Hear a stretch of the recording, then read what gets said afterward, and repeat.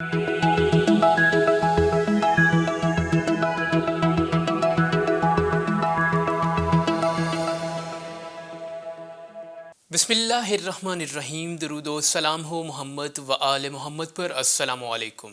आप देख रहे हैं बेसत न्यूज़ नेटवर्क। मैं हूं कासिम मुजफ्फरी। सबसे पहले आज की हेडलाइंस।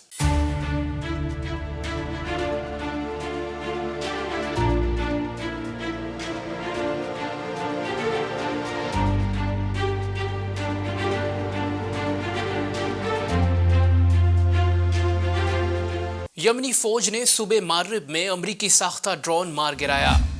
हॉलैंड में जुज़वी लॉकडाउन के खिलाफ अवाम सड़कों पर निकल आए। अफगानिस्तान के दारुल हुकूमत काबुल में शिया मुजाफात में धमाका, 6 अफराद शहीद। चीन ने खबरदार किया है कि अमरीका जजीरा नुमा ताइवान में इश्तिआल अंगेजी से बाज रहे। सेहूनी इत्तेहाद ने बहीरे अहमर में बहरी मशकों का आगाज कर दिया। इराकी रहनुमा हादी अल अमीरी ने कहा है कि हालिया इराकी इंतखाबात दांधली ज़दा हैं, सेहूनी मुदाखलत को नज़रअंदाज नहीं कर सकते। अमरीकी अखबार न्यूयॉर्क टाइम्स ने कहा है कि अमरीकी फ़ौज ने शाम में फ़िज़ाई हमलों में आम शहरियों की हलाकत को छुपाया। अमरीका और नेटो अफगानिस्तान के क़याम अमन में नाकाम रहे। श्रीलंका तूफ़ानी बारिशों के बाद सैलाब की जद में 45 अफराद हलाक। मुल्क भर में मजीद 263 अफराद कोरोना वायरस का शिकार, मजीद 11 मरीज दम तोड़ गए। और अब कुछ खबरें तफसील के साथ। यमनी फौज ने सूबे मागरिब में अमरीकी साख्ता ड्रोन मार गिराया।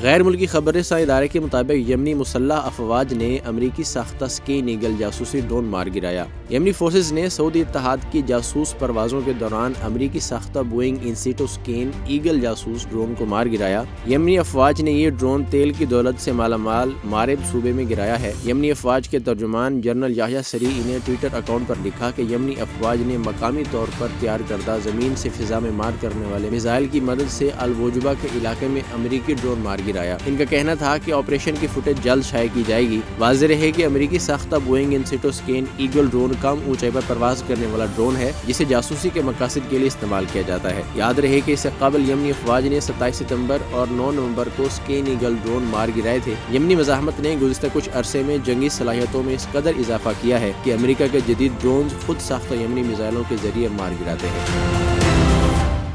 हॉलैंड में जुज़वी लॉकडाउन के खिलाफ अवाम सड़कों पर निकल आए। गैर मुल्की खबरसा इदारे के मुताबिक हॉलैंड के दारुल हुकूमत दी हेग में लॉकडाउन के खिलाफ सैकड़ों अफराद ने मुजाहरा किया।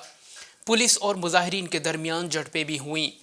पुलिस ने मुजाहिरीन को मुंतशिर करने के लिए वाटर कैनन का इस्तेमाल किया, जबकि मुतअद्दिद मुजाहिरीन को गिरफ्तार भी किया गया।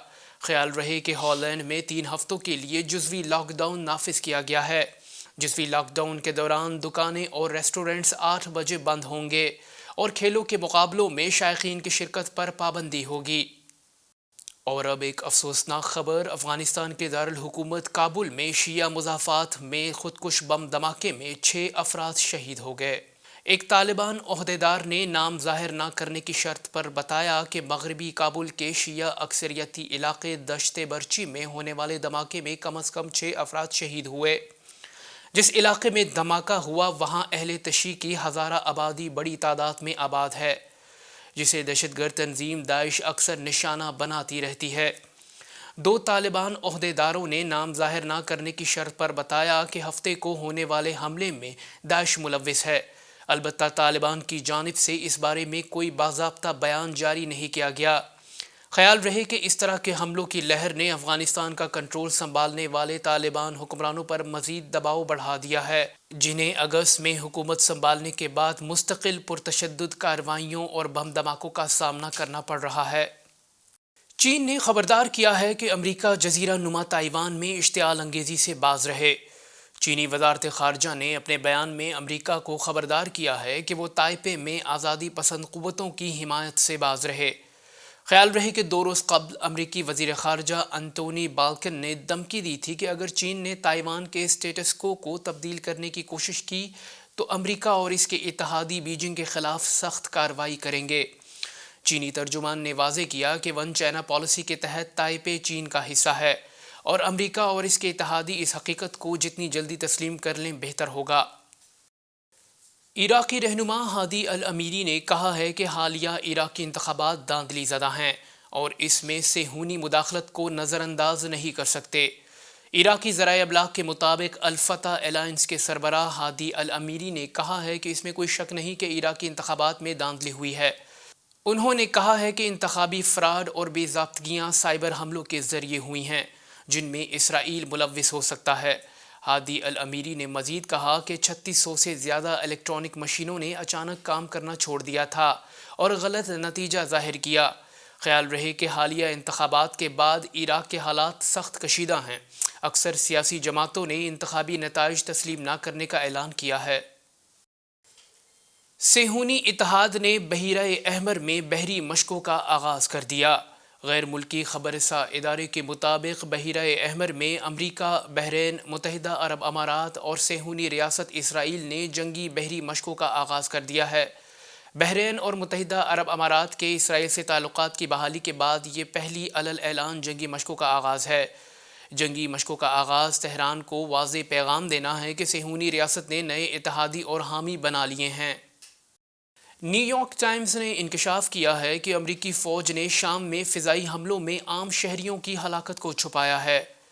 غیر ملکی خبر رساں ادارے کے مطابق فضائی حملے 2019 میں داعش کے خلاف کارروائی کا جواز بنا کر کیے گئے۔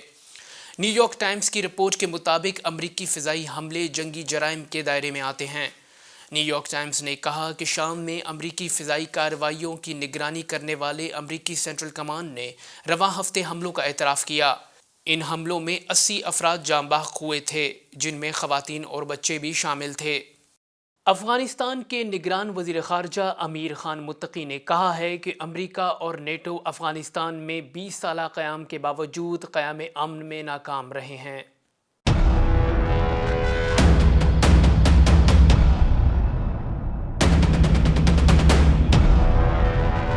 ذرائع کے مطابق طالبان کے نگران وزیر خارجہ امیر خان متقی نے کہا کہ امریکہ اور نیٹو افغانستان میں 20 سال قیام کے باوجود قیام امن میں ناکام رہے ہیں۔ خبر رساں ادارے کے مطابق امیر خان متقی کا کہنا تھا کہ 50 ممالک کے اتحاد پر مشتمل نیٹو امریکی اتحاد کی بے پناہ معاشی اور تکنیکی طاقت کے باوجود افغانستان میں امن و امان کی صورتحال بحال نہیں ہو سکی اور ملک میں طاقت کے جزیروں کو ختم نہیں کیا جا سکا۔ 50 ملکونه امریکا و ناټو و لوی قدرتونه و د ډالرو بارانو بیا هم امن نسوای راوستی۔ امیر خان متقی کا کہنا تھا کہ ہم نے دنیا کی امنگوں کے مطابق تمام تبدیلیاں کی ہیں لیکن پھر بھی دنیا ہمیں ماننے کو تیار نہیں۔ سمجھ میں نہیں آتا کہ اس کے علاوہ دنیا ہم سے کیا چاہتی ہے۔ یاد رہے کہ طالبان نے 1996 سے 2001 تک افغانستان پر حکومت کی۔ بعد ازاں اگست 2021 میں ناگہاں امریکی فوجی انخلا کے بعد طالبان نے دوبارہ اقتدار پر قبضہ کرتے ہوئے 7 ستمبر کو نگران حکومت قائم کر دی، لیکن اقوام عالم میں طالبان کی حکومت کو پذیرائی نہیں ملی اور طالبان پر متعدد پابندیوں کی فضا بھی بنائی گئی ہے۔ سری لنکا میں طوفانی بارشوں اور سیلاب سے 45 افراد ہلاک ہو گئے۔ غیر ملکی میڈیا کے مطابق زیادہ تر اموات ڈوبنے اور آسمانی بجلی گرنے کے نتیجے میں ہوئیں، جبکہ ایک ہفتے سے جاری موسلا دھار بارشوں سے سری لنکا کے بہت سے علاقے زیر آب آ چکے ہیں۔ بارشوں کے باعث ہزاروں مکانات تباہ ہوئے، جبکہ 5000 سے زائد افراد کو گھر بار چھوڑ کر رشتہ داروں اور امدادی مراکز میں پناہ لینی پڑی۔ دریں اثنا بھارتی ریاست تامل ناڈو بھی سیلاب کی زد میں ہیں۔ ہزاروں افراد کو محفوظ مقام پر منتقل کر دیا گیا ہے۔ چنئی شہر کی شاہراہیں دریا کا منظر پیش کر رہی ہیں۔ ملک بھر میں مزید 263 افراد کرونا وائرس کا شکار ہو گئے، جبکہ مزید 11 مریض اس مرض سے دم توڑ گئے۔ NCOC کے مطابق گزشتہ 24 گھنٹوں کے دوران کورونا کے مثبت کیسز کی شرح 0.77% ریکارڈ کی گئی۔ ملک بھر میں کورونا سے جاں بحق افراد کی تعداد 28,606 ہو گئی۔ 24 گھنٹوں کے دوران 33,760 کورونا ٹیسٹ کیے گئے، جن میں سے 263 افراد میں مہلک وائرس کی تصدیق ہوئی، جبکہ 11 افراد دم توڑ گئے۔ ملک بھر میں کورونا سے متاثرہ 1,114 مریضوں کی حالت تشویشناک بتائی گئی ہے۔ اب تک کے لیے اتنا ہی۔ مزید خبروں کے لیے دیکھتے رہیے بیست نیوز نیٹ ورک۔ اپنا خیال رکھیے گا۔ اللہ حافظ۔